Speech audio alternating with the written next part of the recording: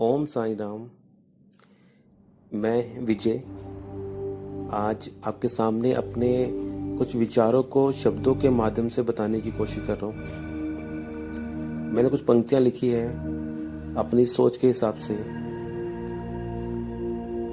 मुझको मैं ये नहीं कहूँगा कि ये सही है या गलत है, क्योंकि हर एक इंसान की अपनी अपनी सोच है, उसका नज़रिया है।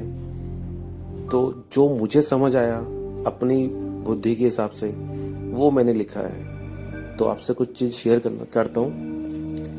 बंदा ऊंची जात का करता है अभिमान, बंदा ऊंची जात का करता है अभिमान, मरकर जब माटी होए आए पोतन के काम। हम लोग जिंदगी भर अपनी कास्ट का, अपनी जात का अहंकार या अभिमान करते रहते हैं, मगर जब हम मर जाते हैं तो या तो हमारे शरीर को जला दिया जाता है या दफना दिया जाता है। उसके बाद जब हमारी ये शरीर जब मिट्टी हो जाता है तो गांव की तरफ अगर मैं देखता हूँ तो वहां के जो घर होते हैं, वो घर की जो दीवारें होती है वो मिट्टी से पोतते हैं। तो एक टाइम ऐसा आता है जिस शरीर का या जिस जात का हम लोग अभिमान करते हैं वो मिट्टी में मिलने के बाद दीवारों पे पोतने के काम आती है।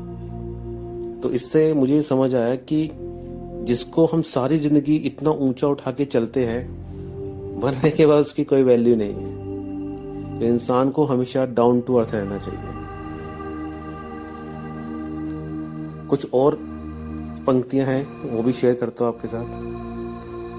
इश्क सिर्फ खुदा का ऊंचा, इश्क सिर्फ खुदा का ऊंचा, ऊंची नहीं कोई जात, शबरी को हरी मिले संत देखत रहे बाट। यहां मुझे समझ आया कि जो समर्पण है, समर्पण की जो भावना है, श्रद्धा की जो भावना है, विश्वास की जो भावना है, वो भावना बहुत बड़ी होती है।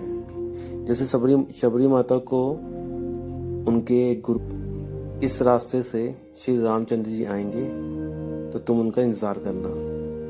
तो उन्होंने अपनी सारी जिंदगी उनके इंतजार करने में ही निकाल दी, जबकि वहां पे आसपास के बहुत से संत महात्मा कई बार उन्हें पागल कहते थे कि ये किसका इंतजार कर रही है, इतने सालों से कौन आ रहा है। मगर एक दिन ऐसा हुआ कि जो उनका जो विश्वास था वो पूर्ण हुआ और श्री रामचंद्र जी उनको दर्शन देने के लिए आए थे। तो वो श्री रामचंद्र जी जिनके दर्शन करने के लिए संतों ने पता नहीं कितने कितने सालों तक तपस्या करी और शायद फिर भी उनको वो नहीं मिले, और शबरी के सिर्फ विश्वास से, शबरी के सिर्फ आस्था से वो उनको मिल गए। ओम साईं राम। मेरी अगली कुछ पंक्तियां इस तरह है। बंदे की बंदगी में वो मजा होना चाहिए, बंदे की बंदगी में वो मजा होना चाहिए, ता उम्र खुदा की खुदाई की सजा होनी चाहिए। तेरी और खुदा की दूरी क्या बयां करूं, बस आंखों में नमी और दिल में रजा होनी चाहिए।